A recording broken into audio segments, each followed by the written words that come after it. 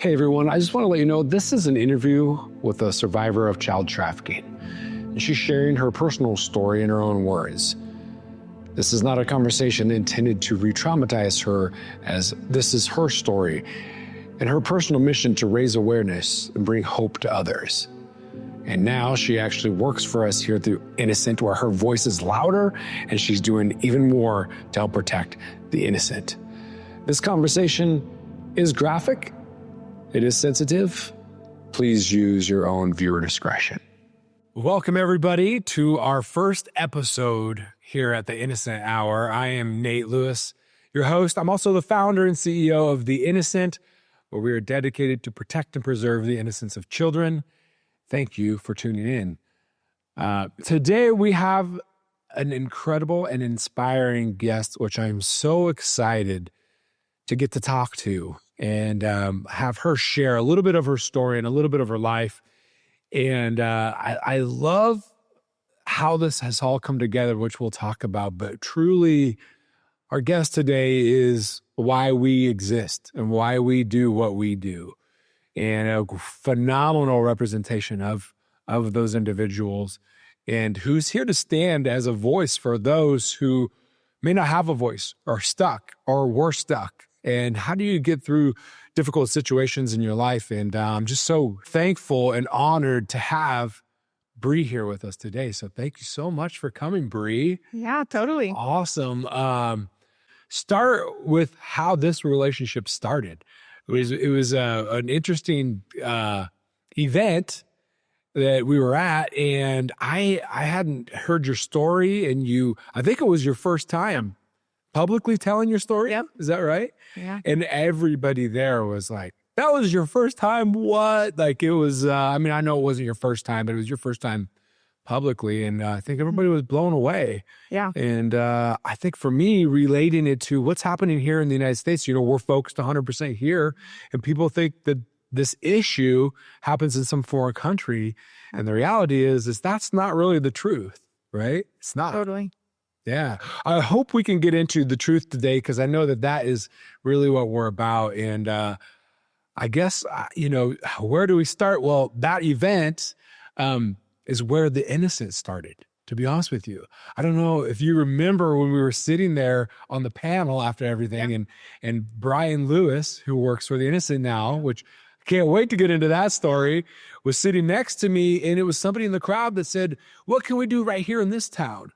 Yeah. And I had never thought about this answer, but the answer was, I looked over at Brian, who's the sergeant over the detective unit there at that sheriff's office, who we'll get to, who hired him in a minute. But I said, I need to know what you need, like line item budget. And I look over at the lady through the event, we're going to throw a fundraiser, and you, the people, are going to fund it. And it was like, that's it. That's what we're going to do. We're going to start an organization where the people and the communities can come together to bring these trainings and this investigative tools to their communities to protect the children from predators that exist in every single community. And that's what I love about this, is where that was really conceived, this whole nonprofit. And now here we are. You were sitting on the other side of Brian. Yeah. And then I ended up talking to your dad, which we're going to talk, such a amazing story of all that, about so many different things and how that all came about. But I'm so grateful that the time has come where we have reunited for such an incredible, powerful purpose. So thank you. So tell me about that night. What were you that night at the event? What was that feeling, your first time getting up and speaking publicly about this? Yeah, I was definitely nervous, especially because that was the town I lived in. People I knew were going to be there.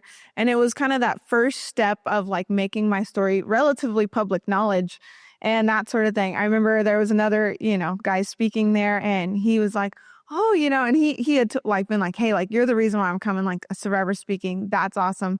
So he and I were talking. He's like, so is someone going to be like up there, like asking you questions? And I was like, no. And he's like, oh, well, like, do you have like, are you just going to like read like a script? And I was like, no. He's like, what are you doing? I was like, well, I'm just going to go up there and I'm going to look out into the crowd and I'm going to tell people what happened and what my life was about. He was like, oh my goodness. And I think everyone was just shocked that it was, my first time. I was super nervous to like go up there. I remember I like went to the bathroom like 3 times. I kept being like, oh goodness, when am I going? When am I going? And I was super nervous, but it went great. My family was there, which was super awesome. I had a couple friends that showed up, a bunch of my coworkers, and that was my coworkers' first time hearing a bunch of my story. There's a gal that I worked with, and I told her, because I could tell that her and I were kind of connecting and be doing some stuff, and I was like, hey, like Beth, like if you want, like you should come to this thing. And I was like, just so you know, like I'm gonna be sharing my story. I remember, there was some other people I went up to, and I was like, hi, like I don't know if you realized by now, like what I'm going to be saying up there. I know I told you I was speaking, because some people I was like, oh, I'm going to be speaking at this thing if anyone wants to come. And I was like, but just so you know, like I'm sharing my story about being trafficked. So like just mentally prepare yourself, because there were people who had no idea that this was my story, because I don't walk around, like I don't act like this is my story. I don't live in just this like sorrowful place. And so a lot of people would have no idea that this is where I came from and everything. And so, yeah, super nervous. And then I thought it went super great. My parents said I talked a little fast, but yeah, I think I do remember that, just a little fast. But yeah, it was your first time. Totally. I think the most just like, wow, like, okay, my story has the potential to make a lot of impact was, during one part, like I shared, something that had happened, and literally, I don't know if you remember this, the whole room just gasped. And it was like, oh, I think I remember that, like I didn't think about that. And it was like, okay, like this is going to have an impact on people. This does have a purpose. And then I remember we connected afterwards, and it was super cool to have Brian there too, with just the connections. And, like my dad asked me, he's like, do you want to go up on the panel? And I was like, I don't know, like, should I? And so I was like, okay, like, I'll just go and like, I'll sit next to Brian, because like, like it was like a safe person right there. And then like, if anything comes up, then like, and my dad, he was super, super cool. He was like, hey, like Brian's got your back. So if there's a question, just like hand the mic to him, but he'll take care of it. And he's like, all of those guys that are up there, like they have your back if someone, just in case someone asked something that was like out of line, or I didn't want to answer or anything like that. So. Well, and you just reminded me, I remember at one point I turned and looked at you, I said, you're the reason why we're here. Really? Yeah. I mean, you represent the reason why we all do what we do, and protecting that innocence, of a child. And we'll get into your story, but I think it's important too, like that event did have a major impact on people, including myself. Obviously we started the innocent because of what happened there that night, but we're going to get into a little bit, but I also... I can't wait. If you're listening, stay tuned, because there's some really incredible pieces to the relationships, including your dad and Brian and certain things. So, but I think I want to preface to the people listening or watching right now, this is a tough subject, and it's hard for certain people, but it's also the truth. And even though it's hard to listen to, it's hard to talk about, but it's nothing compared to having to experience it. Not even close. Many of us have been through certain things in our life that we revisit and hopefully not re-traumatize. And I hope this definitely doesn't revisit and re-traumatize anybody out there listening, but it's important. This is an important conversation. And so I want to start maybe there before we get into stories. Why did you want to come and do this? Why do you want to now have this voice and go out and speak about this? Tell your story. Yeah. Why? Yeah, I think for me, it's just really important to be willing, because if I am not willing to share my story, then it's like, what's the point of having gone through it all, right? And like, it wasn't my choice to go through it, but it is my choice of what I'm going to do with it moving forward. And so within that, I don't think, and I know we've talked about this before, but you can't know what we know and have seen what I've experienced, been where I've been, and not be willing to do something about it. Like, I know that there are still, a bunch of children still out there being trafficked. And if I'm just going to sit here and just be silent, it's like, then I wouldn't be able to live with myself. What I am able to live with is the fact that I've taken my story and am willing to share it and am willing to step out, That way people can have a better understanding and actually like get up and go do something about it rather than just be blind and ignorant. Because most people have no idea. I mean, people I share my story with, not only do they not realize that this is my story, they don't realize this happens. They have like no compartment in their brain to be like, wait, that's possible? That's a thing? And so within that, like, I mean, I wouldn't be able to live with myself. I wouldn't have like peace if I wasn't out there sharing my story. And I truly believe it's just the call of God in my life is to be willing to walk through those doors as someone who has been through what I've been through. And I mean, after I left trafficking, just the amazing support that I received, it's like, how could I not go and say something when I feel like afterwards I've just had just the best ability to connect with people, have support. I have a loving family now. And so I have this cushion to fall back on to where I'm able to go out and to share my story.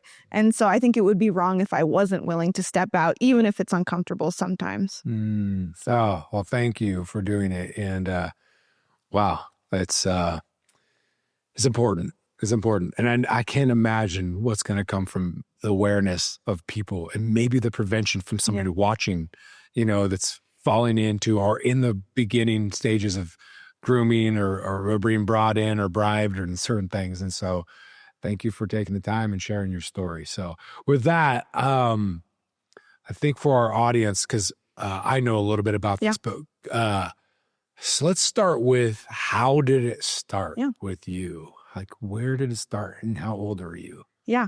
So it started around the age of 8 years old. My mom had a boyfriend and he started coming around and started spending the night. We lived up on my grandparents' property up in the mountains. And my mom and I were just in a little travel trailer. And he eventually started coming over and spending the night. And that introduction with him being around was then, you know, because my mom and I would share the bed. There's only one bed in like a little travel trailer. And so then I got bumped to like the windowsill. And then that's where it's like I started seeing them having sex regularly and that sort of thing. There was a time where I slept in the bathtub of there. And so, you know, just really poor living conditions. It wasn't hooked up to anything. So there was no running water, no electricity in there. We had like, you know, just little plug-in lights and that sort of thing. And so started watching them have sex. And then from there would be nights where my mom would be gone and ask if he could come and hang out with me. And so that's where then he personally started to rape and abuse me. And then from there, we ended up going back to his house where there were other guys and a couple other girls. And then that's when he actually started to traffic me out to the local community and anyone who would come by. And then there were a couple other girls there and a couple other pimps, pretty small operation. And yeah, I mean, that's really the foundation of where it started was at 8 years old.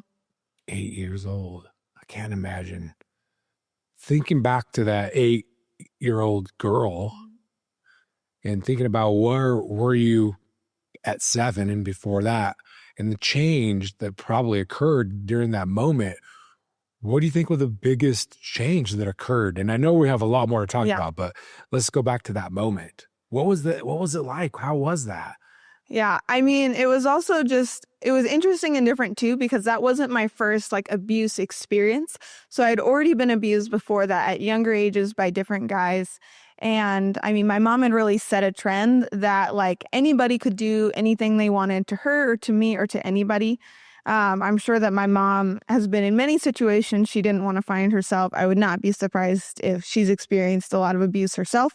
We've never talked about that. We've never discussed that. But within that, it wasn't my first experience, but it was different between the idea of one guy abusing me like that. I was relatively used to. I was like, okay, this really sucks. This is unfortunate. But it's just that next step of just like dehumanization, honestly, of when someone's purchasing the ability and you see that like, you know, I mean, you're a kid. So you're like, okay, like what is that? Like they're bringing me to this place. And then like, why are these guys showing up and like they're getting money for it? And it's like this makes no sense to me. And I mean, it really just like takes you out of the position of being a human and just into being an object and an item.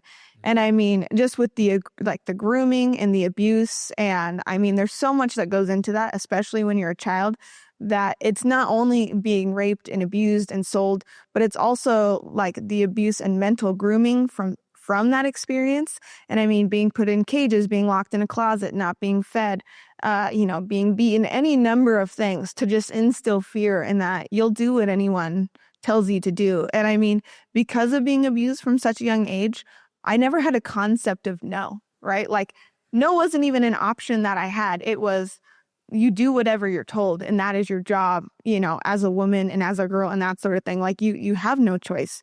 These are the adults. These are what they want to do. So this is what you're going to do.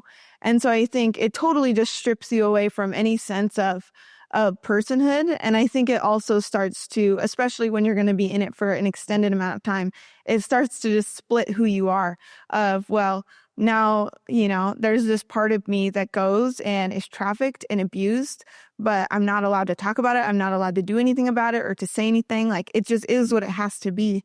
And then there's this part of you that has to wake up and go to school in the morning and needs to get good grades on her tests. And I mean, I love school. Thankfully, I always dove deeper into school rather than pulling away and withdrawing. Because I mean, I was mainly a straight A student through most of my, up until sophomore, junior year. I was a straight A student, got great grades. I pushed in deep. I loved school. I was a happy kid. I was a little quirky at times because my mom was hippies. And so I, kind of was a hippie kid. But other than that, I mean, I dove deep into school. And so it was just like these two parts of me that then were combating for my life and my time. And it was like, okay, well, part of me is a happy kid who was at least trying to be happy and live this life. And then part of me is being severely, abused and damaged and broken. And so I think it just strips you away from your humanity and that you're a person who has any choice in life or any privilege. It's just, no, you do what you're told. Wow. I think two things that come to mind. One is a new one for me, which is shocking that there's something new, but I never thought to come up with the words because we're trying to protect the innocence. I know innocence gets taken, but you just actually talked about your human life is actually taken from you. Yeah.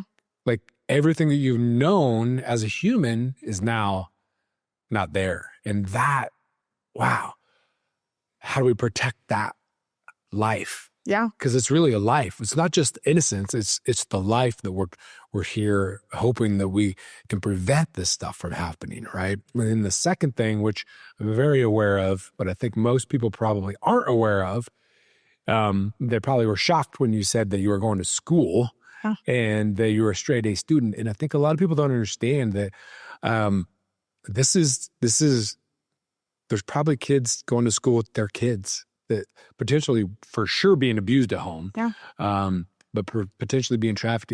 And tell me, inform the audience a little bit about how, I know you had experience of, you had to try to recruit out of schools, right? So can you talk a little bit about that and why they would have you recruit and what they did and how they did this? Yeah, totally. Especially as a youth and as a kid, you are around way more other kids, especially if you're in school than adults would be. And so within that, I mean, they try to tell you like, hey, if you can bring anybody in, do you know anybody who would be interested in this? And for me specifically, it was around the 6th grade or so. I was going to be moving. My mom and her boyfriend, who had originally started trafficking me, they broke up. He sold his rights to me to the other guys that were a part of the group.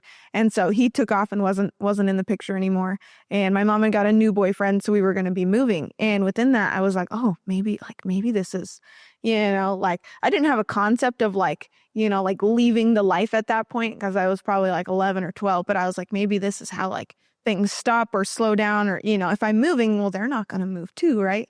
And so within that, I was like, maybe this is how we get a break, if nothing else. And they told me, they're like, hey, well, we'll tell you what, if you can find somebody to take your place, then you can just be done, right? And it'll be good.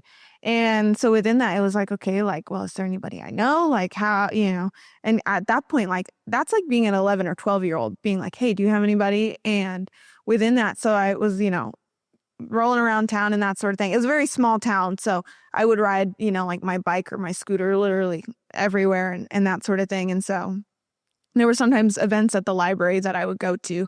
And one day, I was at this event at the library, and afterwards I saw a girl. There were some apartments right across the street. And so, I rode, I was a kid who probably shouldn't have been alone riding around in town, but I was. And so I rode my bike over there and was like, oh, maybe I'll make a new friend. And talking with her, her name was Addie, and we were connecting and that sort of thing. And she was just telling me, about like how here she was, another kid who was just being out and about, not supervised, nobody around. And we were talking about how just her parents don't care. I also had never seen her at school, and I can't remember now, but she obviously didn't go to my school. And so, I don't know if she was homeschooled or went to a different school, or maybe, wasn't even enrolled in any kind of school. And I learned enough about her story to be like, oh, okay, like her life kind of seems like it, it could be my life.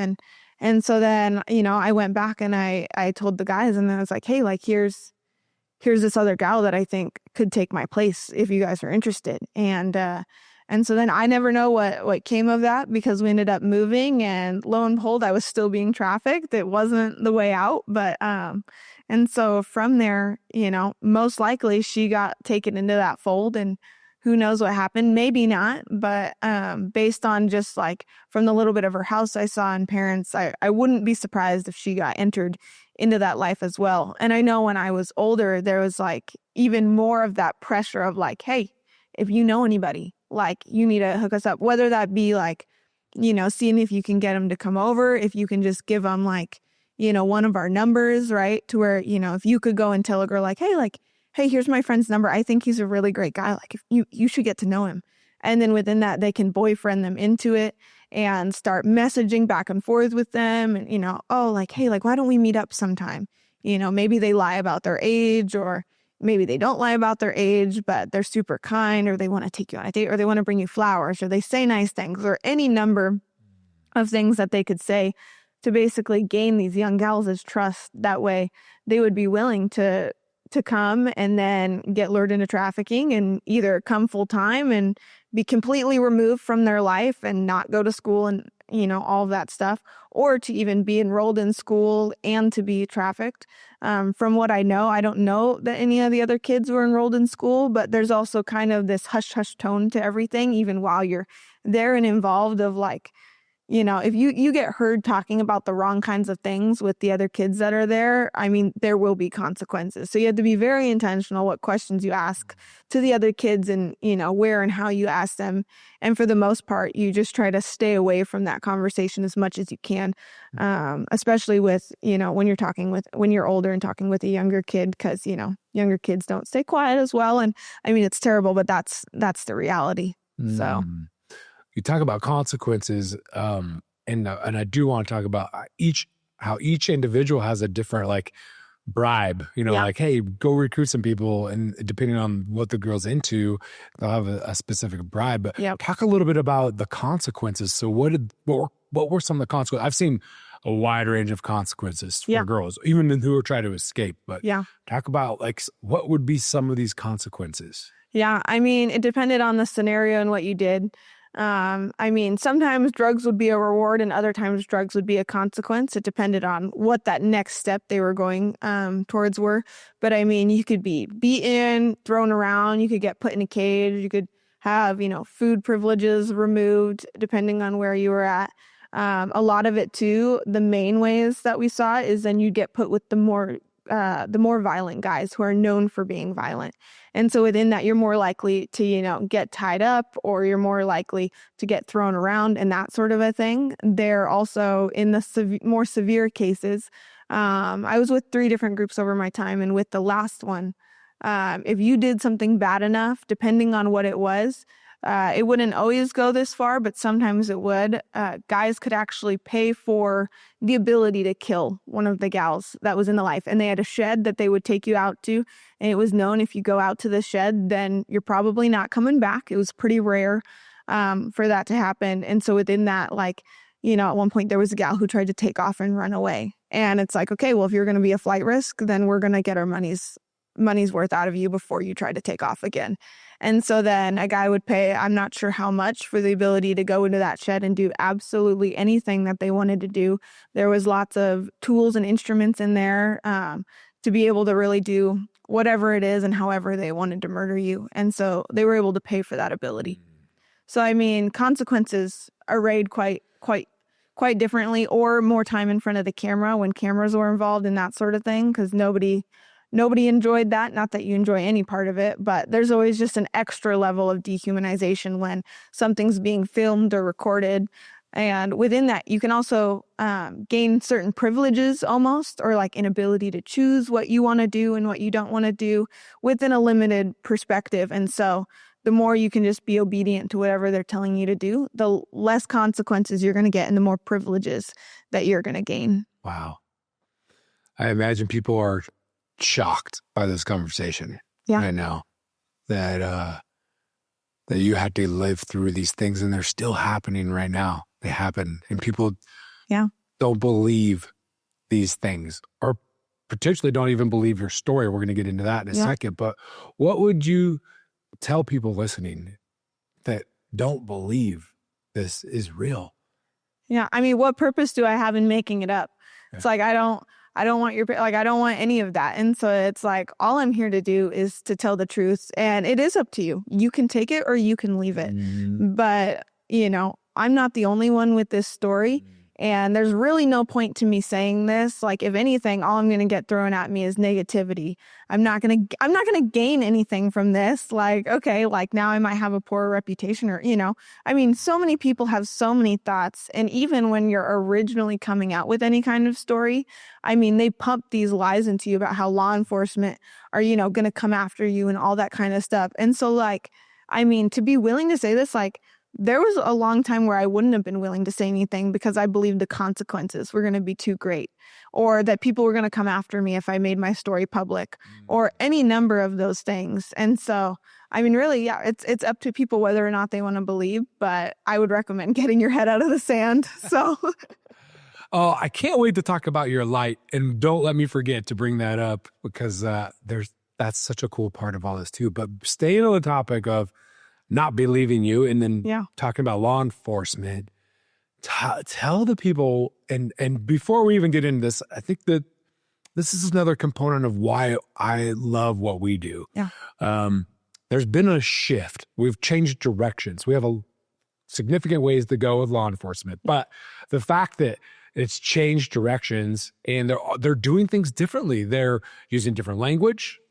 Really, like, instead of interrogation, it's an interview. There's actually training to how to build those quick relationships. We're going to talk about that, the relationship between law enforcement and what you're trained to believe. There's a lot of different, people used to think it was like pimps and prostitutes, and now it's more of the trafficking and trafficker. Instead of being a criminal, you're actually not volunteering to be there. You're a victim. And let's find out why you're 12 years old and you're in this situation, because you certainly probably didn't choose it. And so there's a lot, and unfortunately, it is this way, but I speak to a lot of law enforcement and high-ranking positions who don't know that it's happening, don't know how it's happening, or maybe not believe it's happening.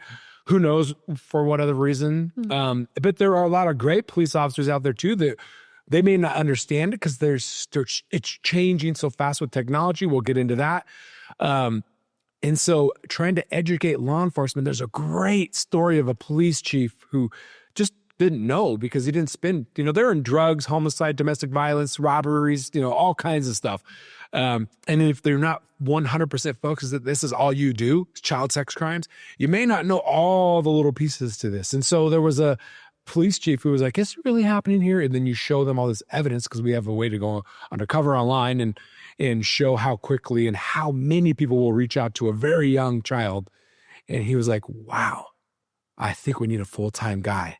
It's probably more prevalent than drugs in the communities. Oh, totally. And so let's talk a little bit about your first interactions with law enforcement. What did that look like? Because there was a point where you decided, I guess I should ask you, was there a point when you decided that you didn't like this and you needed help and you wanted to get out?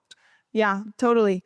There was a point, and I'll also preface with just what the experience is with law enforcement while you're still in the life and being trafficked, because I think that's very relevant to then how you're going to respond once you do reach this point of wanting to get out. But while I was still being trafficked, it was in the very beginning when I was young, they would talk about, you don't talk with law enforcement, like, this is none of your business, don't say anything. and within that, they told you, to make up stories about how, either their friends or uncles or any variety of a situation.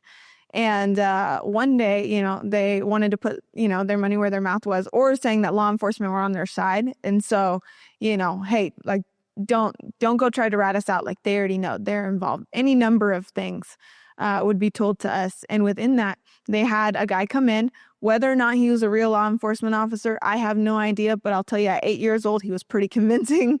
And within that, he came in a uniform. And he sat down. There were 3 of us girls at the time. He sat down with each and every one of us and asked us questions. And, and so 2 of us, we lied and we, said all these different kinds of things. And then the 3rd girl, she told him the truth, just told him everything. And within that, afterwards, they took us out. And then he was like, now listen, girls, like, I already knew about everything that was going on in here. I just wanted to see, like, whether or not you were going to be loyal to these guys. And basically with the girl who, told him the complete truth and everything, they took her out back and he shot her and made us watch.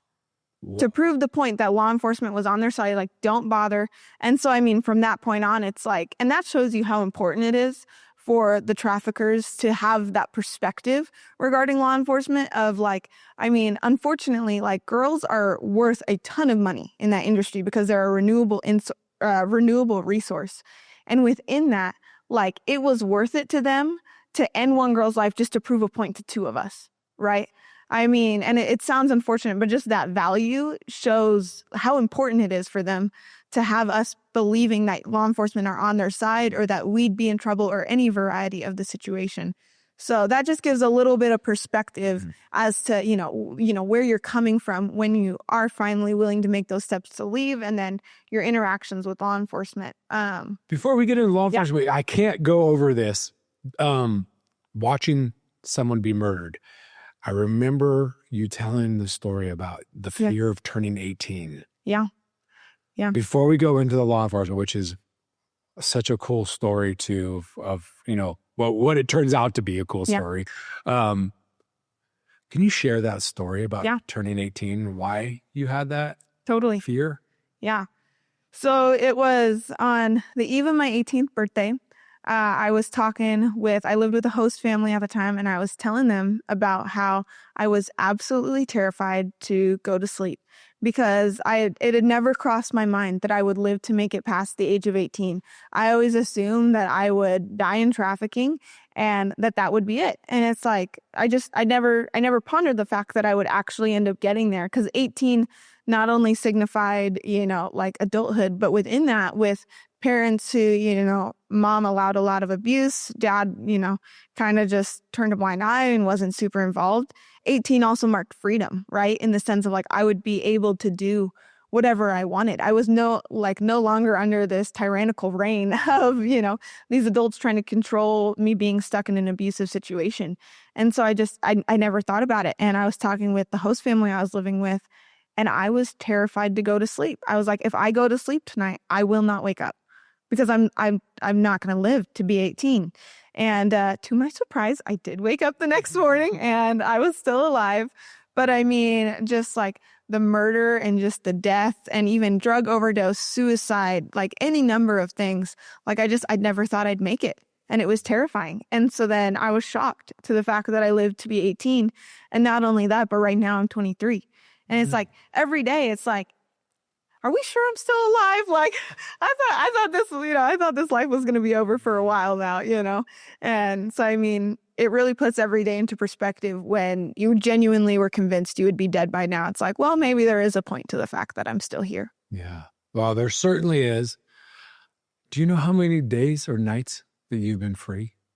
It was my junior year, which would have been 2019, because my senior year was 2019, 2020. So 6 years.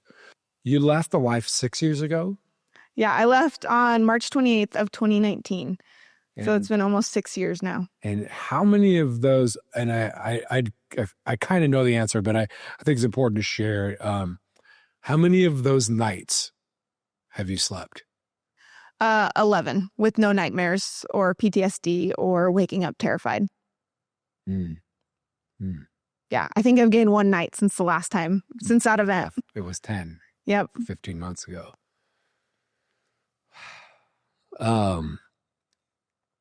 When you decided you wanted to leave a life, where did you go? How did you do it? What was your first step? Yeah.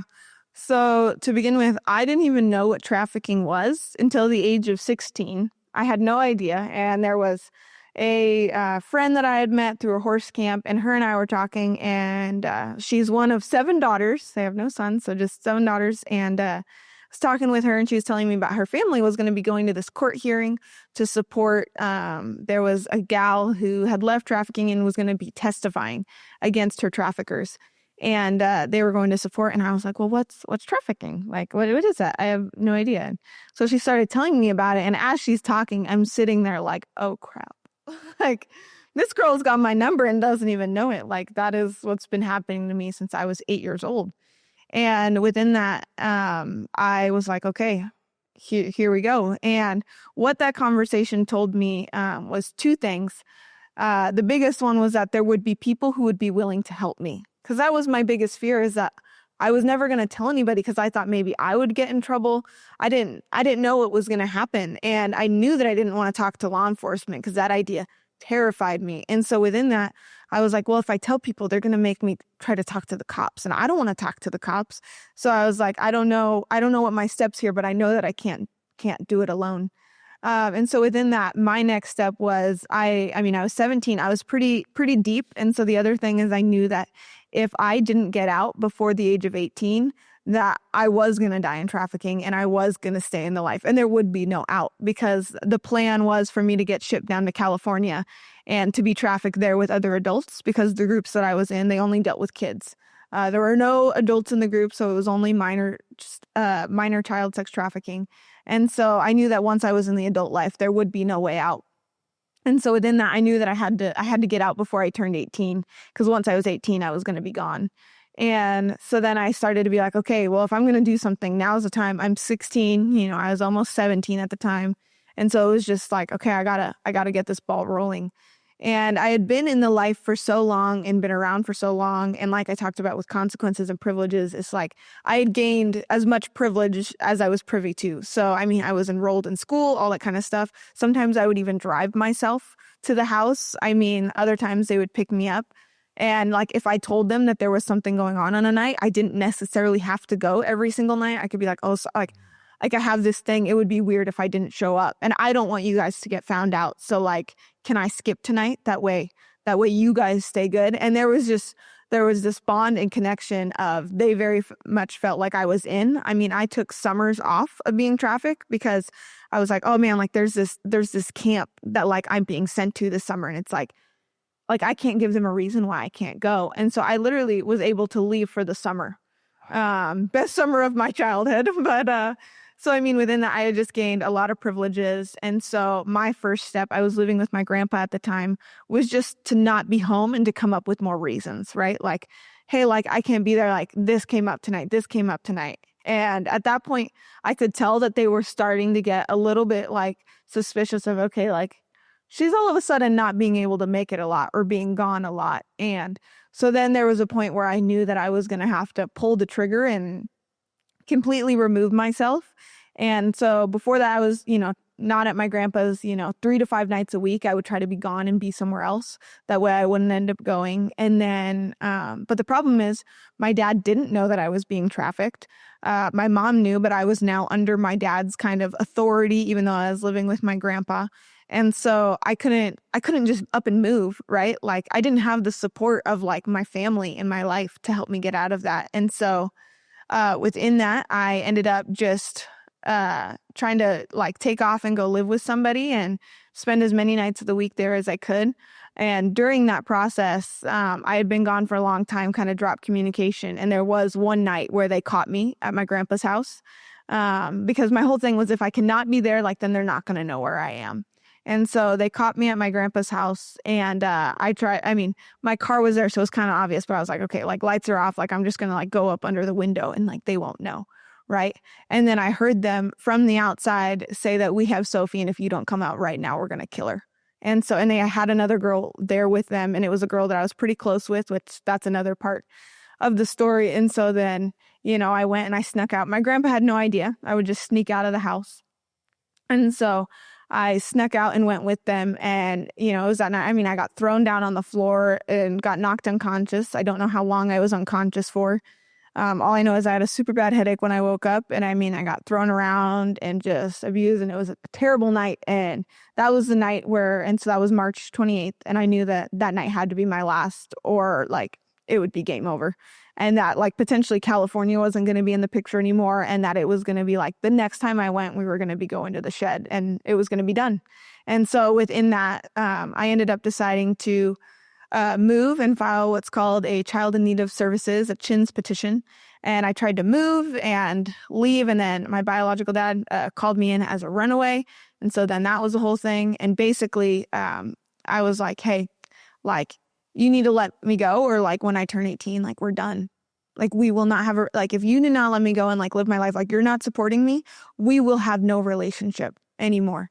And so then I ended up moving away. And that was really how I was able to make that break. And then I, you know, deleted all social media, changed my phone number, all that kind of stuff. And so I think in some ways I had a very easy exit to the life because I had gained so many privileges. I was kind of able to just disappear rather than if I was there 24/7 and had to like make a break for an escape or something like that. And because nobody in my world knew that I was being trafficked, there was like nobody in my world trying to keep me to stay other than the traffickers themselves, rather than, you know, if like my dad was actively trafficking me, it would have been much harder to leave. So in some ways, I think I had it very easy, even though it was still super hard. Mm-hmm. But you approached law enforcement at one point, right? Yeah. When I originally told people that I had been trafficked, I told them that it had ended in the 6th grade because that seemed safe. And, you know, I thought I was going to be able to get out in the 6th grade. So I was like, maybe that's a believable story, right? And so I told them because I wanted to gauge where they were going to be at with it. And I wanted to see like, okay, like how are they going to feel? Are they going to be mad at me? Like, and if they are, like, well, it's like I can tell them that like I was just a kid and I didn't know better or something along those lines. And so within that, I told somebody, and then they like that it had ended in the 6th grade and all that stuff. And they were like, well, we have to go to law enforcement. I was just like, are you serious? That was what I was trying to avoid. And so, and I couldn't get out of it. And then I was like, okay, well, here's the deal. If we go and talk to law enforcement, I don't want to tell them any names. Like, I don't want them to even know my name. I don't want them to know my mom's name, the guy's name. I don't want to know anything. And I was like, and it was a father figure, the guy who I told, and I was like, and you're not leaving the room. Like I need you to be next to me the entire time. And so he was like, okay, like I can agree to those terms. And so we went down to the local law enforcement office and we went in, and I remember when I went to shake the gal's hand, I almost said my name and I was like, oh, hi, you know, because I was like, I don't want to tell her my name and that sort of thing. And unfortunately, the night before there had been a murder. And so the detective that we were supposed to be speaking with, he got called away to work on that murder. And so then we ended up getting placed with a different detective who we didn't know as much because there was a connection to that guy. And so we didn't know this gal as much or anything about her. And anyway, and so we went back and we started talking for about 30 minutes. And, you know, I think they could kind of tell that like I was not really willing to say anything or get anywhere. And within that, they're like, okay, like let's take a quick break. So they took a quick break. And then they, you know, popped back in and they asked the guy I was with, like, hey, can we speak to you for a second? So they took him, you know, out of the room. And then the detective and a different gal came back in. And the different gal, she's like, oh, like I've been watching through the glass because they had me in an interrogation room with the double-sided glass. And I remember when I saw that double-sided glass when I went in, I was like, they wouldn't have anyone behind that, right? Like, because like I'm not. But would they? And, you know, and so this gal came in. And so then now I felt like they were spying on me. Right. And I already felt under attack. And now there were 2 of them and 1 of me. And then they just started drilling me with questions. It wasn't just asking like, oh, what's your story? It was like, okay, well, like, you know, what age did you get your period? Well, then you must have gotten pregnant. Right. Like you said this happened. So then doesn't that mean that must have happened? You know, did you watch anybody die? Did you bury any? Well, people died. Did you bury any bodies? Like, what was your involvement there? Like, you know, and started just drilling me with question after question. And I mean, I'm just sitting there during the headlights. I'm like, my person that was supposed to be here is gone. There's 2 of you. There's 1 of me. I don't want to be here. It's like, and like, I also know that I'm giving them a false narrative in the sense that it ended. And I know that like it was happening like just a month prior, and that like these guys are in this town, and I'm like, I'm screwed if anybody finds out. And so they drill me, and then they're like, okay, and like, what was the guy's name? What's your mom's name? What's this person's name? What's that person's name? And then it's like, well, I don't like, all I knew was that I never had a choice. No was never a word for me. Right. And that came up again. So then I just answered the question after question and just told him the truth. And I mean, we were in that room for 3 hours of just question. And he was, the guy that was supposed to be with, he was only in there for the first 30 minutes or so. So they just drilled me personally for, 2.5 hours. We went out and I was just exhausted. The guy I was with said that they like locked him out in the waiting room and wouldn't let him back in. And he kept knocking on the door and they're like, nope, can't come back in. And he apologized. He's like, I'm so sorry. If I would have known, I never would have made you go to law enforcement. And I mean, it just felt totally terrible. From there, they ended up calling my teachers. And so at that point, they only knew about elementary school. So they called my elementary school teachers and they're like, well, she was kind of weird, but like, I mean, she was fine. Like, I don't think anything that bad could have happened to her and stuff like that. And so within that, like, they just didn't believe me. They're like, this sounds way too crazy, because they had no idea. They had probably never had experience with trafficking. They had no idea. And so they just wrote me off, didn't believe me. Well, then the next call they made was to my mom. Right, who had been involved, she had received money, all that kind of stuff. She was still somewhat involved. And they called her and was like, hey, like, your daughter said all of these things. And so then, my mom's first step, she picks up the phone. She calls my grandma. She calls my uncle. She calls my dad. She called every member of my family to tell them like, hey, there's something weird going on with Brea. She's, making up all these lies and all this kind of stuff. That way they would hear it from her first. And then, so it just went totally terrible. And then everyone's calling me like, what's going on? My grandma's like, I just want to know, like, did this happen? And it's like, I don't want to talk to you about it, Grandma. Cause like, here I am still just in the process of trying to leave. And then it's like, everything just blew up. And so, I mean, and then my dad's calling me like, that never could have happened to you, yada, yada. And it's just like, oh my goodness, like my world just exploded. And then from there, I ended up coming out to the people I was close with in my life that I had told about, that had happened to a young age. It finally came to the point where it's like, okay, like, I actually need to tell you guys that this is still happening, because I don't think I'm going to be able to leave if I don't tell you that this is still, like, I need you to understand why, like, crap just hit the fan. Like, this isn't good, and I need you to get why. And so then they were like, oh my goodness. And I was talking with a different father figure. It's the dad of those 7 daughters in that family I was a part of. And he was like, well, like, I think we need to go to law enforcement again. And I was like, you gotta be kidding me. Like, I can't do that again, And so from there, he's like, no, I'll go with you. And I was like, you are not leaving my side. Like, if they try to take you away, say no, and we walk out. Like, otherwise, like, I'm not about it. And I had wrote down like a timeline and things that had happened. That way I didn't have to verbally just recount everything again. And basically walked in. This time it wasn't in an interrogation room. It was in a guy's office, and much better. And so I, showed him the timeline and that sort of thing. And he was like, well, can I have a copy of this? And I was like, well, no. What are you going to do? Like, what's going to happen right now is what I need to know next.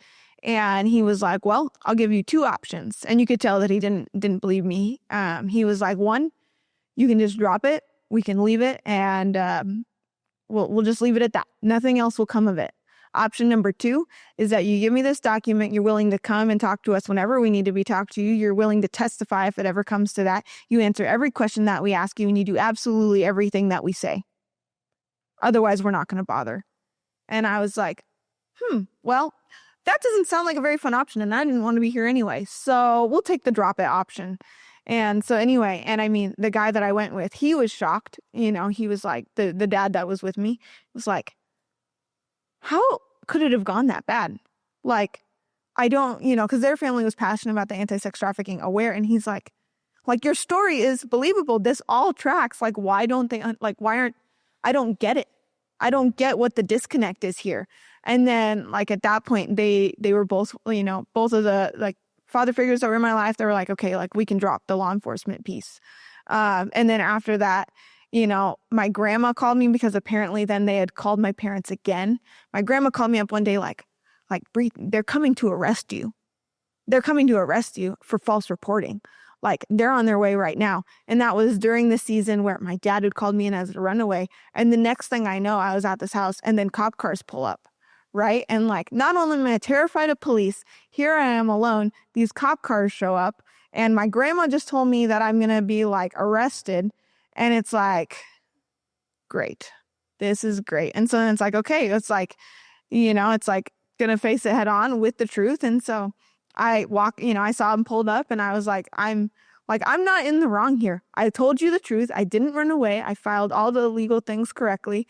And I walk out there and I, hey guys, like, how can I help you? And they're like, hey, like, we're coming to pick you up as a runaway. And I, my first thing when I heard that was like, oh, thank you, Lord. Like, okay, they're not coming to arrest me. Like, my grandma was being dramatic, like, because I thought that they were going to arrest me right there. And, but they were like, oh, no, you got called in as a runaway. And I tried to tell them that, like, I had filed these petitions and all these things. And they were like, nope, none of that. And because I got told that I could go to this place and that I wouldn't be counted as a runaway. They couldn't take me back.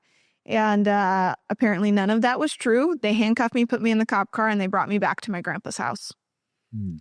So, and then the weekend after that, my dad decided to release he's like, okay, you can go and live with them. And so that's when I ended up moving and I finally was able to make that clean break. Wow.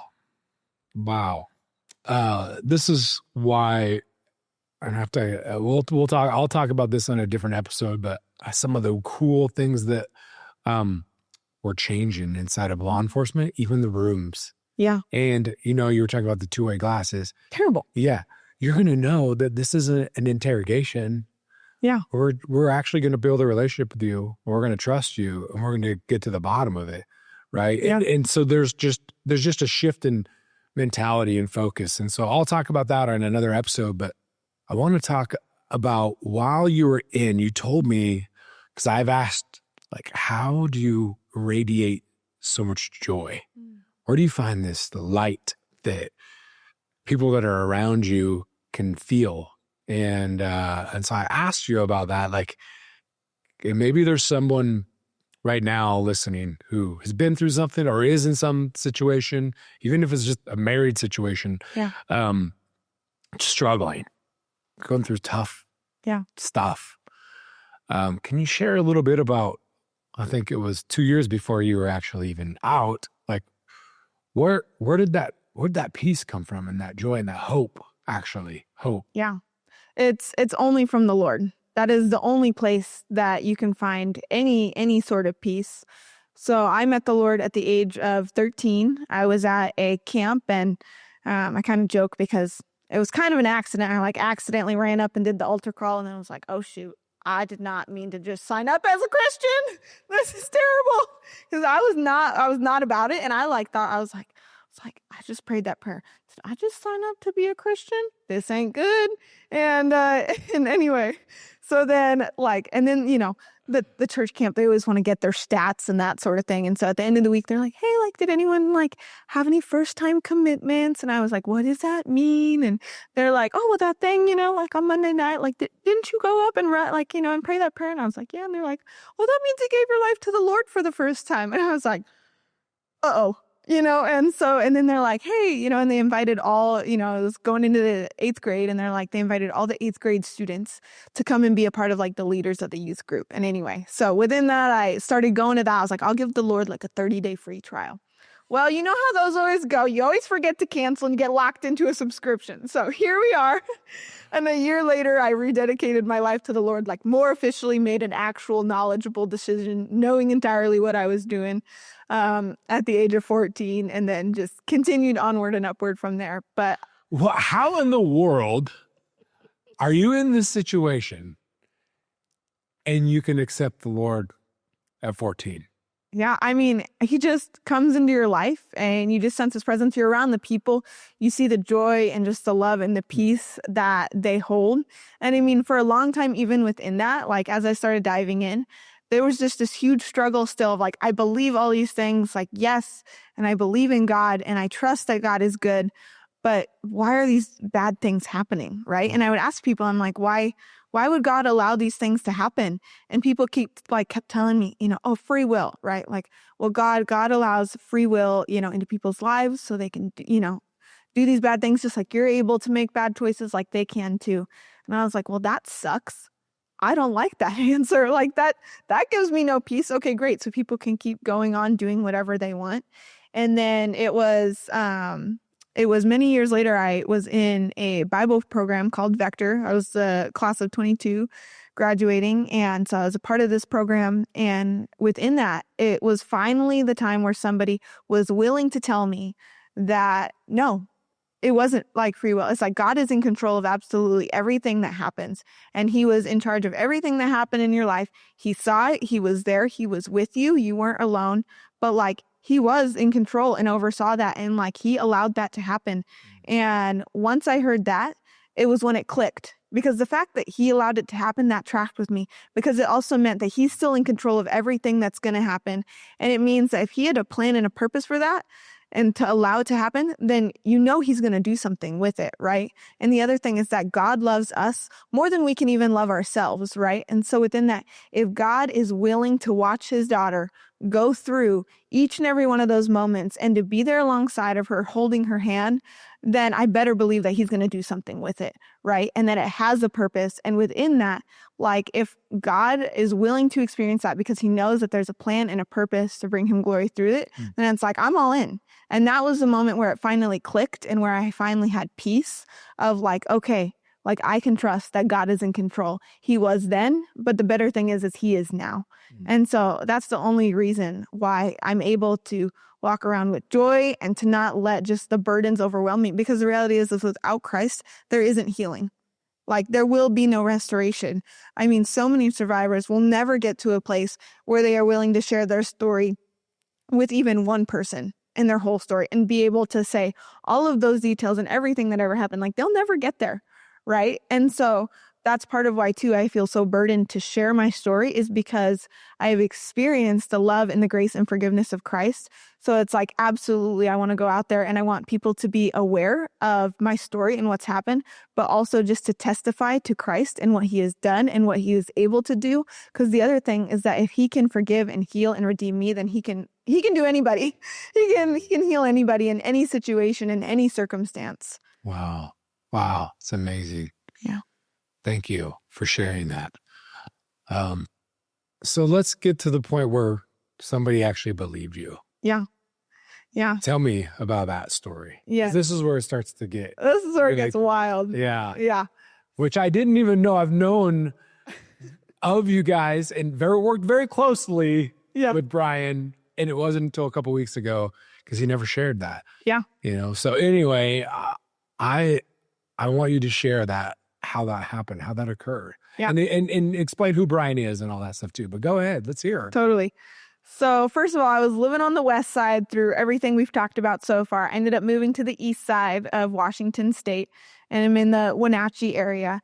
And I was going to a church and being involved. This is where I did that Bible program. And during that, there was a family that I had kind of gotten to know a little bit, the Burnett's. And there was this one guy, Austin. And, I kind of heard about him and that sort of thing. And he must have heard about me because I ended up reaching out to him because I heard that he was going overseas and like helping to pull kids out of sex trafficking and going undercover and all that kind of stuff. And I was like, that's so cool. It's like, I'm super passionate about anti-sex trafficking efforts. So I texted him and reached out, I was like, hey, I'd love to hear more about what you do. And he's like, hey, like, let's get together. And, I think this was like still in the hour. It must have been like 2021 because it was still like in the COVID days because he was about to leave for the Dominican Republic and I'd gotten sick with COVID or whatever. And so then we met in a park, like in the church parking lot on a night that there was supposed to be a young adult group. And we both rolled down our car windows because I didn't want to get him sick, right? Because he was about to leave for overseas when the world's still crazy.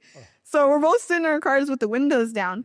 And I start just asking him questions like, oh, what do you do? Like, what does it look like you going overseas, doing all these things? And, we're about an hour and a half into the conversation when he, and I, during the conversation, had kind of mentioned some things of like, oh, well, like I know people who have been trafficked, which is why I'm so passionate. Because it's true. I know lots of people who have been trafficked because I was trafficked alongside of them. So, I'd make little comments like that. And he all of a sudden was like, just so you know, I think that I know that you were, and then I was like, oh, trafficked? And he's like, yeah. And he's like a little super sleuth, apparently, had found out because there was a gal I had told who had reached out to him and was like, oh, hey, like, how can I support a gal with this life experience? Maybe you have some tips. And so then he knew that there was this gal who was, new to the area, that was probably younger-ish, who had been trafficked. And then he saw me like, oh, this girl's new. And, I was hanging out with some of his younger siblings that were my age. And he asked somebody like, who's that girl? I was like, oh, well, that's Brea. And he looked me up and couldn't find me on any social media. And then I message him out of the blue and say I'm passionate about trafficking. And he's like, this has got to be the girl. And anyway, so he had figured out, and like not many people knew at that point. So it was kind of wild. And I was all resolved that I wasn't going to tell him going into that conversation. And he already knew. And so then the tables kind of turned and he started asking me questions. He kind of asked me question after question about everything that had happened and all that kind of stuff. And he asked me if I had ever talked to law enforcement. And I told him, and I was like, absolutely never again. It went terrible, all this kind of stuff. And he's like, but what if? What if I know somebody? What if I know somebody and, we could talk with him and all that kind of stuff? And I was like, not happening. And I had like the youth pastor. He had tried to encourage me to talk to this guy too. He's like, I know law enforcement. There were so many people like, hey, I know this guy. Like, why don't we talk to this? I was like, no. Not doing that. And then Austin, he was like, hey, well, what if you and I just get together and sit down and I can hear your story, and then I can, maybe help you find out like whether or not it would make sense to talk to law enforcement.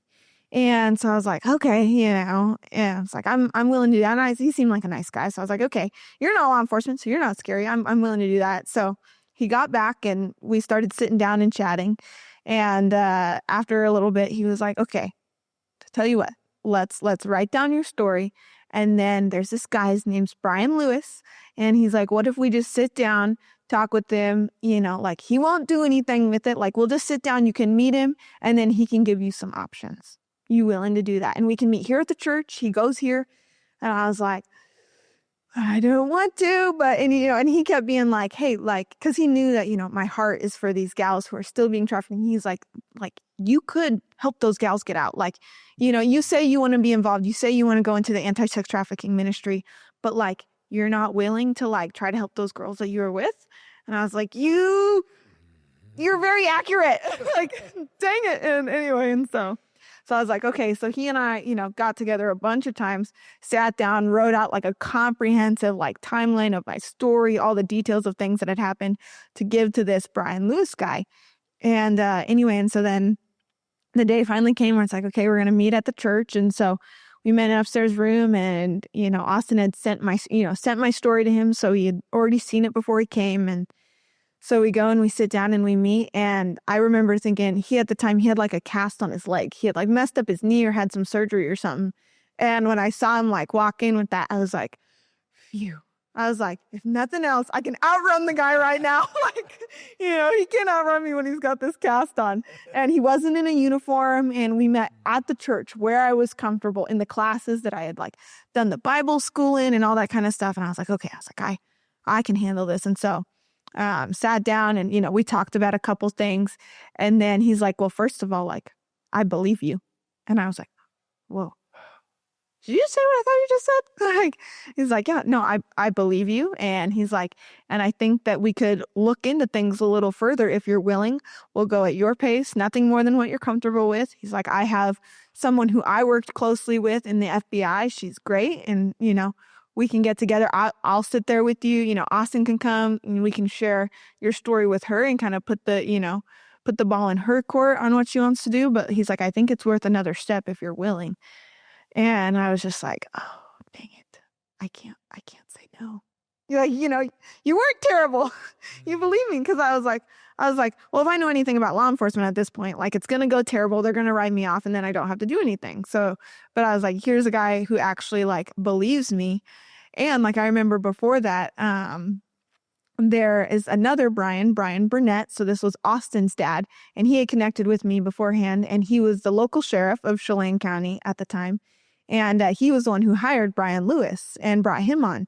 And, and Brian Burnett told me like, hey, like, don't do anything the more you're comfortable with. Like Lewis is a great guy, all this stuff. Right.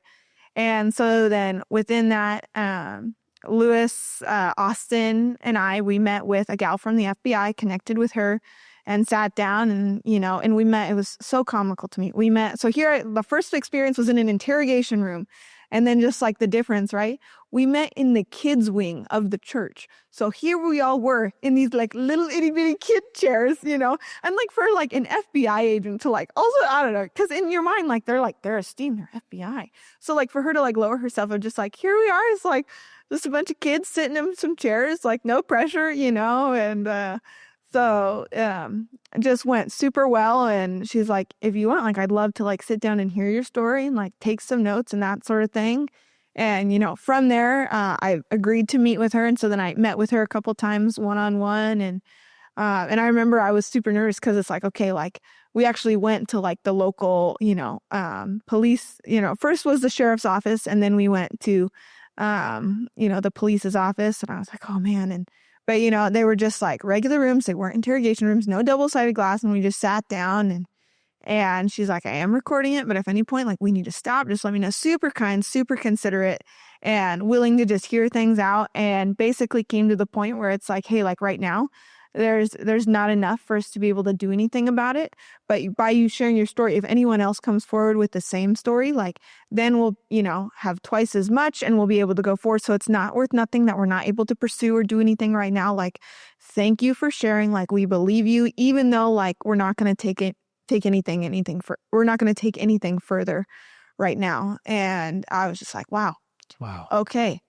Super cool. And then from there, where the story gets real wild is, so the Austin guy who had kind of been walking me through all of that. Well, during the Bible school that I was a part of, that's when I needed I wasn't going to be able to afford to be working and doing the Bible school. So I was going to need to stop working and then I wouldn't be able to afford living. Right. And because I was still on my own, even though I was out and doing a lot better, it's like I was still by myself. So within that, there was a family, Brian Burnett, the local sheriff and his family, they offered to host me during the season of Bible schooling and all that kind of stuff. And I was friends with, so they have 5 boys and a daughter in that order. And so the daughter was like just like a year and a half younger than me. And she was also going to be doing the Bible school. And so they offered to house me and I was friends with the gal, Tirza was her name. And so I moved in with the Burnetts. And 5 months into living with them, and it was only Tirza, the other gal, so it was just the 2 of us at home. All the boys were already moved out. 5 months into living with them, the Lord just abundantly put it on Brian's heart to ask to adopt me and just gave him the love of a father for me. And so then December 19th of 2021, they asked if they could adopt me. And on December 30th of 2021, my name was Brea Burnett and I was adopted. And so just for like the connections to the story, it's like this guy that I had shared my story with, Austin and all that kind of stuff and talked and gone super deep with. Now he was my brother. Right. And then also like, I was terrified of cops, right? Like, I mean, they totally freaked me out. Like, even like, like the fact that like when Lewis came in and he, he had this cast on, I was like, oh, okay, like that's good. Cause I was still like super freaked out. And like to get adopted by like the local elected sheriff, it was like, are we serious right now? And then the fact that he hired Brian and the youth pastor, he like the guy he wanted me to talk to when I had talked with him was Brian Lewis. Right. And so it's like, just crazy connections. And then, for like, my dad, Brian Burnett, to have, hired on Lewis. And it's like all those connections. It's just like totally crazy. Yeah. Divine. Yeah. Really, truly. Yeah. So, such a beautiful thing. And I love that that's where it's at. When that was years ago. And then obviously I was introduced to both your dad, Burnett, and Brian Lewis the same day I was introduced to you. And here we are full circle, but where's your dad now? Yeah. So he actually just yesterday got sworn in as a state representative for our local district, District 12. And so he is now running that road, and it's super crazy, especially because, I mean, I grew up as like an anti-government hippie kid, right? Like, you know, I mentioned that earlier. It's like we were hippie, like we grew up without running water, like we had a generator and electricity, like we like went off the mountain and would fill up buckets of water that we'd use as our drinking water, like all that kind of stuff. Like that's how I grew up, you know, dreadlocks, tattoos, you know, the works. And then it's like, and now like my dad like was the elected sheriff, and then now he's a state representative. It's like, that's wild. Yeah. Wild. And what's so amazing, one thing that's so amazing is what kind of bills is he starting to write? And what is he passionate about now? Yeah. Yeah. Because of my brother and I, he is super passionate about the anti-sex trafficking movement. And he is reaching out to people and looking to connect to hopefully write an anti-sex trafficking bill to pass in the 2025 session, and already has a couple people that sound like they'd be on board to come alongside him and co-sign for that. And so really looking forward to that. And he said that most likely if, you know, we can come up with a bill to present to committee and he was able to get on the committee that it would go to, that he would also like me to come in and speak before committee and testify for them to understand the importance of the anti-sex trafficking bill that we would hopefully try to pass. So. And so your story can create change. Yeah. Real change. Yeah. That's, I think, one of the reasons why you're here. Yeah.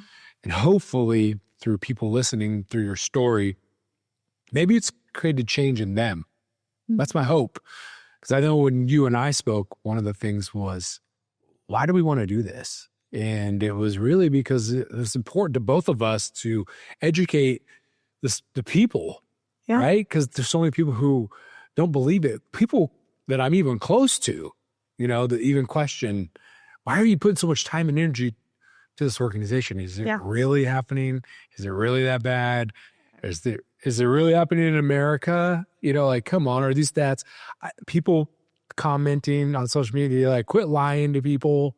You know, like it's hard. I can only share so much of my experience and the things that I've seen, and people have to take my word for it.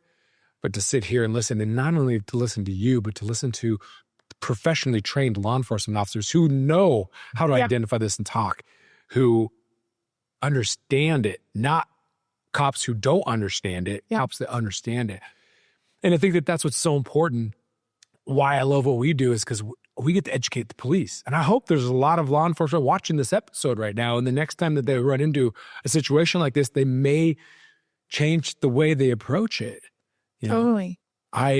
I think for me, we reconnected at a great time. I know you became a protector. A protector is somebody who donates money every single month. And we hadn't talked in a year. Yeah. And I saw this and I was like, wow, we definitely need to reconnect. And we end up reconnecting. And then you're like seeing my brother all the time, like all these crazy things that are going on, and life just this intertwined. But why was it so important for you to want to protect? Yeah. I mean, I obviously wasn't protected. I didn't have anybody in my life. And so I think that's what's important to me is what I can do, I want to be doing, right? And I want to be doing my part, whatever that looks like. And I also want to put my money where my mouth is, right? And if it's a priority for me, like I want to be showing that with every part of my life, right? Like with my finances, with how I dress, with what I say, you know, like when I can wear clothes that represent the anti-sex trafficking movement, to start conversations with people and to do, you know, whatever it takes for people to understand. Because I think if people don't understand what's happening, then they're never going to do anything about it. And I mean, like I've said before, if you knew what I knew, you wouldn't be able to not do anything about it either. Because the reality is that if you know, there is a burden that comes with that. And that burden is that now you need to do something about it. That's right. Because you can't understand that children are being raped, abused, murdered, and sold and not do anything about it. That's right. Absolutely. Not to steer too much. And I think this is a great place because I think we would be able to talk for hours and go on and do another episode someday.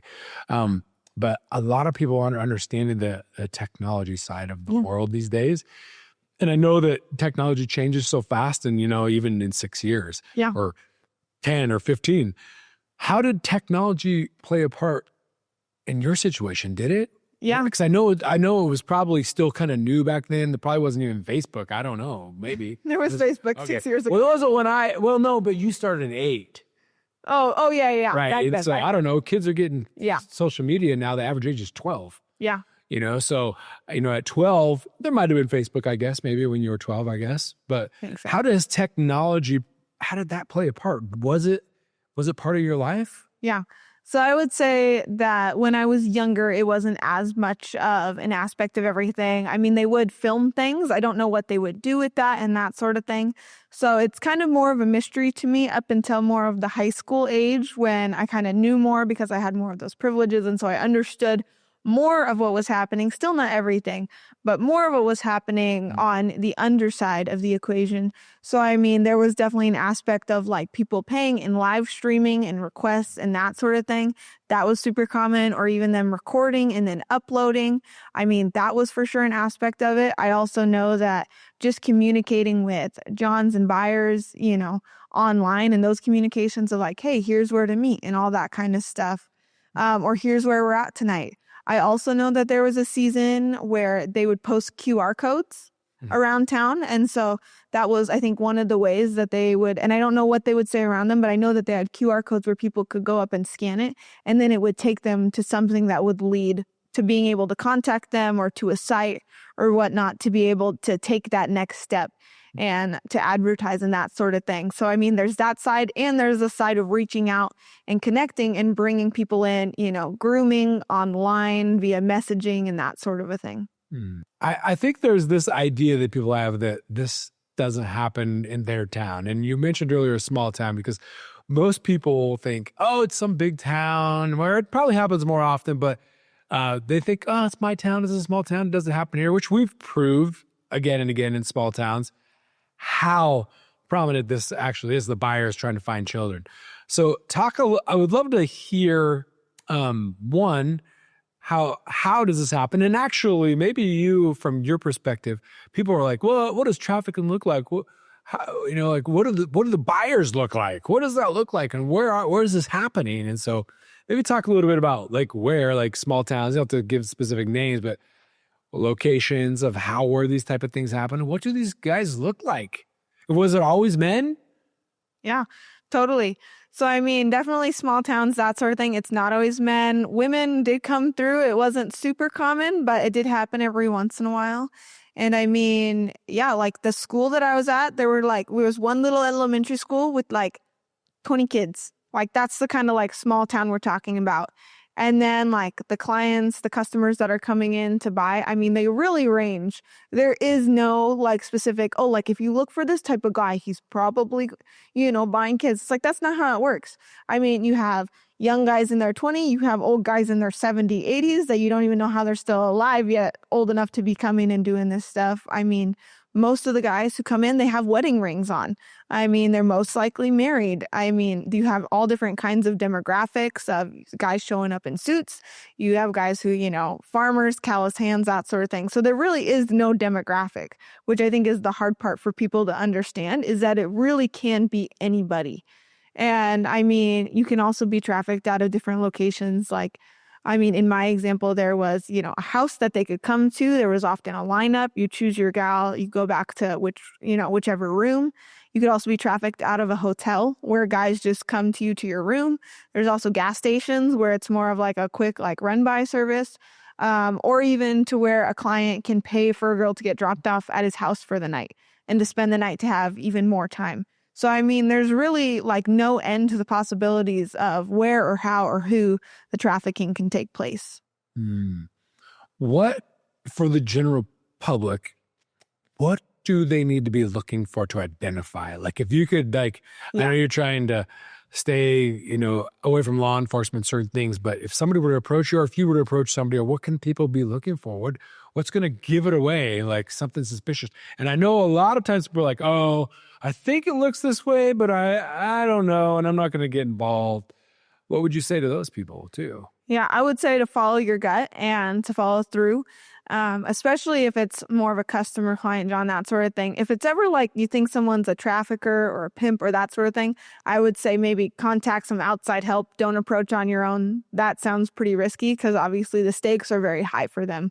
But if it is a John or just suspicious or something like that, I mean, follow through, have some pushback. Hey, what's going on here? What you doing?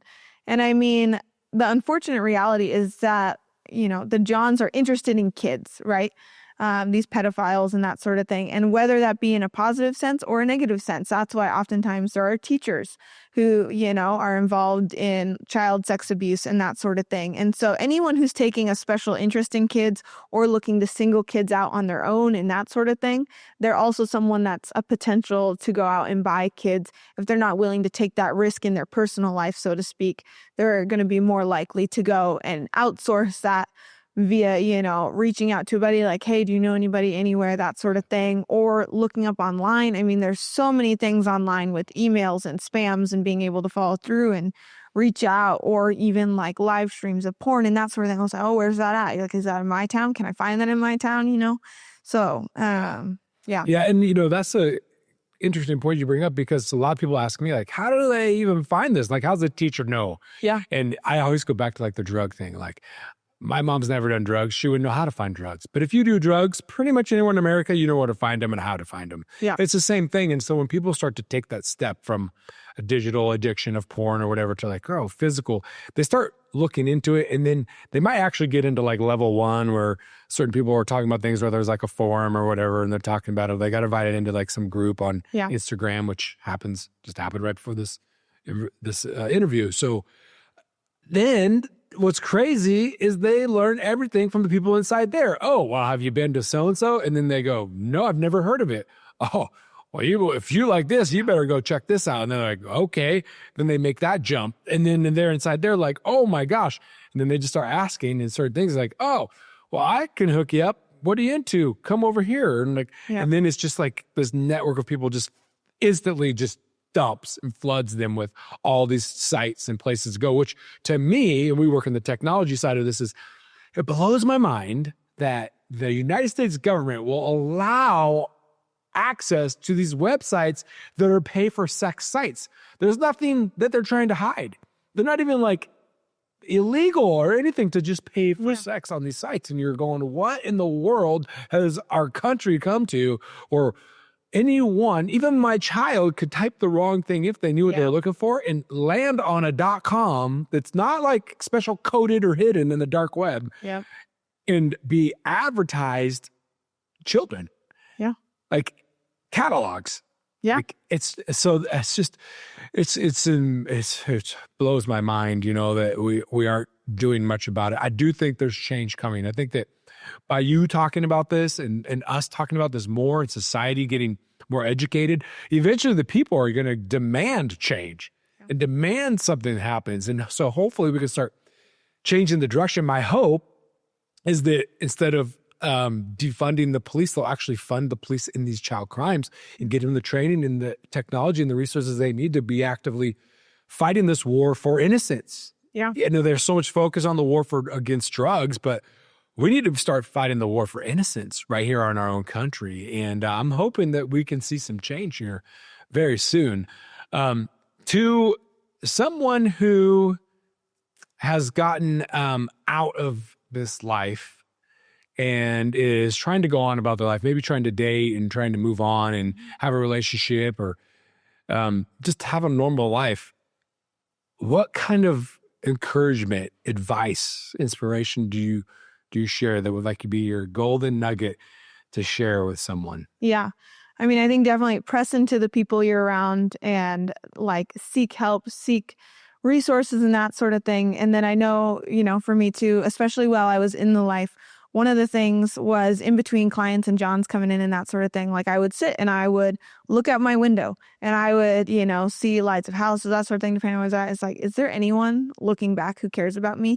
Or am I just completely alone here? Nobody has any idea that I even exist or that this is happening. No one would believe me if I told them. Like, does anybody even care? And within that, since I have left trafficking, one of my biggest things is every single night I make a point to look out my window and to pray for those girls and boys who I know that are still out there and being trafficked and being abused. Because the reality is that our prayers are going to be the thing that makes the biggest difference in their life. And that's always my call to action to people as well who don't know, where to start or how to get involved or whatever it may be, is to take the time to look out your window and to look back at those boys and girls that are out there and to pray for them. Because I know for me, the day that I meet them, I want to be able to look them in the eye and say, I see you. I know that there's been a lot that's happened to you. You were never alone. Not only was God with you, but I was there with you, looking back, understanding that this was happening and you were never alone. Because I think that's the biggest encouragement that someone could ever receive, is that they are known and that they are cared for by God and by a person. And so I think that would just be my encouragement to anybody who, is in it, that you are known, you are seen, that, I've been looking out my window, looking back at you, knowing that you're wondering if there's anyone caring. And not only do I care, but there's a lot of other people out there who care. Wow. So well said. Thank you for sharing that. Yeah.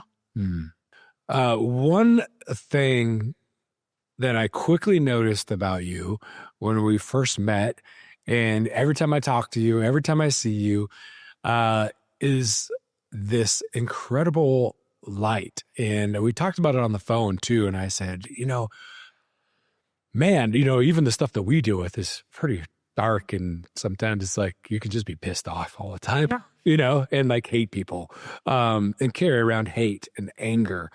And you carry such a bright light and energy. So 2 things I would love to know is, you mentioned forgiveness, but have you really forgotten? And how do you forgive?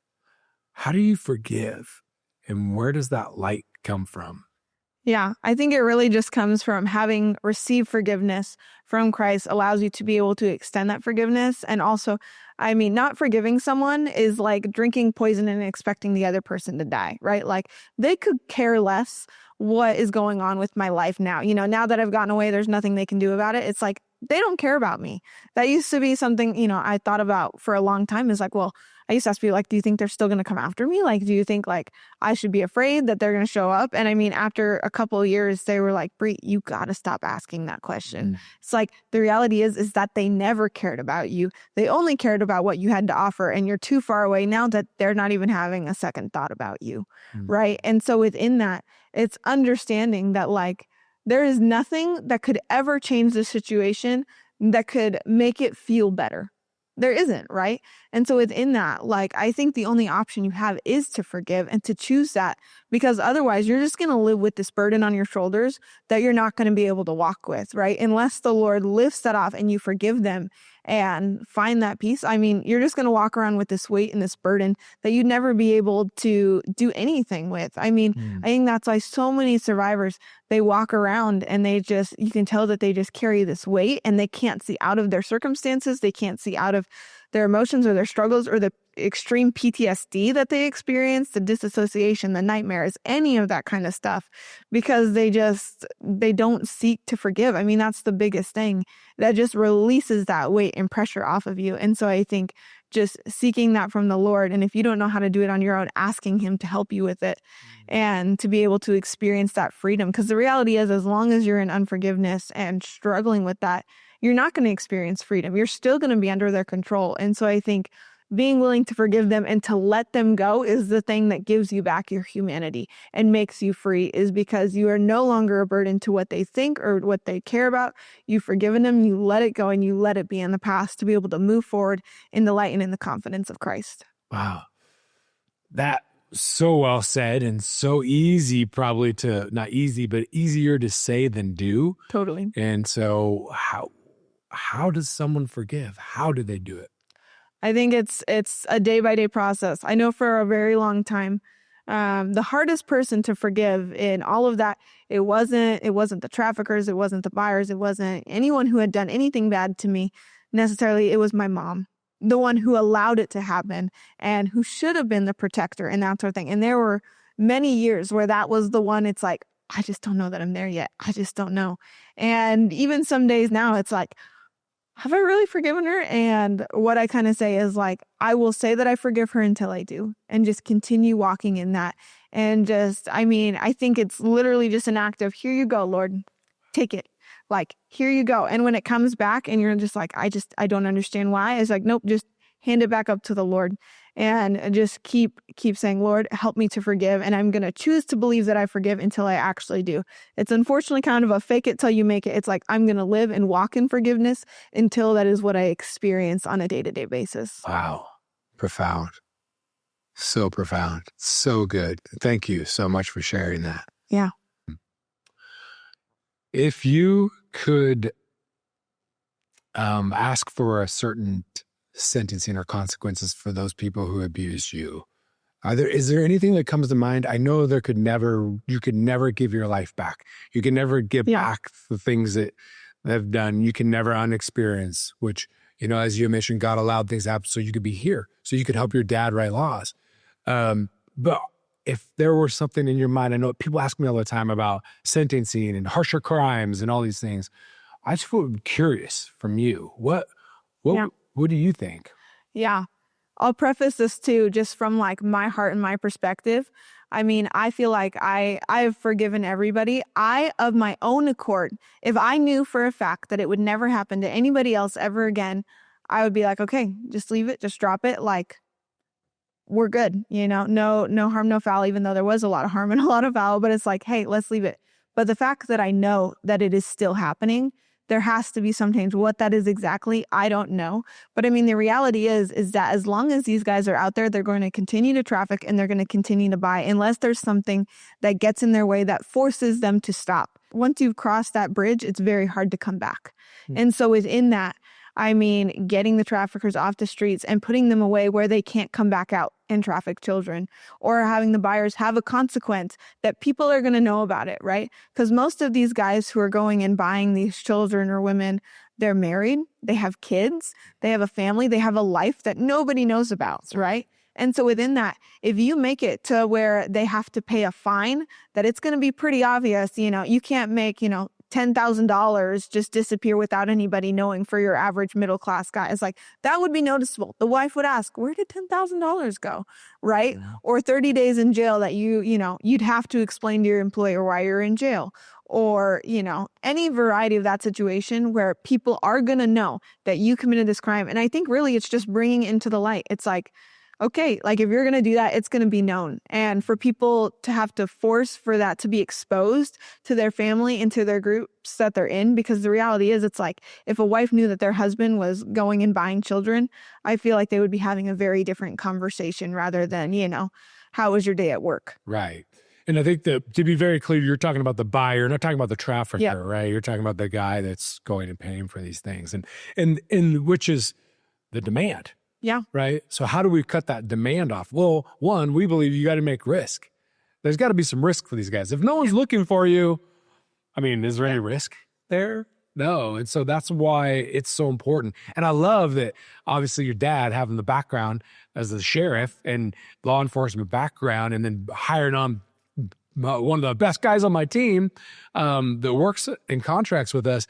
I think that it's just, one of those relationships that just makes sense here. Like, why, people are saying, well, why are you talking to Brea? What are you doing? And I said, I'm just felt like I had this feeling we're supposed to talk because too many coincidences, if you believe in coincidences, like what's going on here? And I love when we talked offline, it was like, you're like, I want to get ahead of this. I love this because I want to get ahead of it. I want to prevent it. I want to stop this from continuing to happen. And what most people don't understand is the typical pedophile will abuse 117 victims in their lifetime.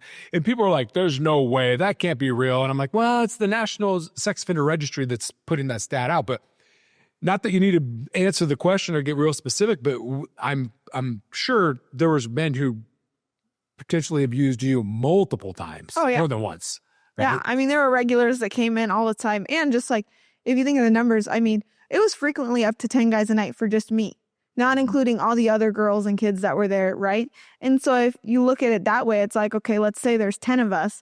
We each have 10 guys a night. It's like, that's 50 guys every night in one community with one group, if not more. Yeah. Right. And so, and I mean, there'd be guys who would come in multiple times and that sort of thing. And so, I mean, it's not hard for me to believe at all, because also I think once that addiction starts, because it is an addiction, Absolutely, they're just going to keep going for more and more. And I think that's why porn is so devastating, because people start with porn, and that's why anywhere that there is porn, there is trafficking. It is a one-to-one connection. Absolutely. Because they start with porn, and it might be an adult woman. Well, then they might want it to be younger, and then they want it to be younger, and then they want it to be younger, and then they want it to be in person. Maybe they start with, an adult woman who's being trafficked or a prostitute.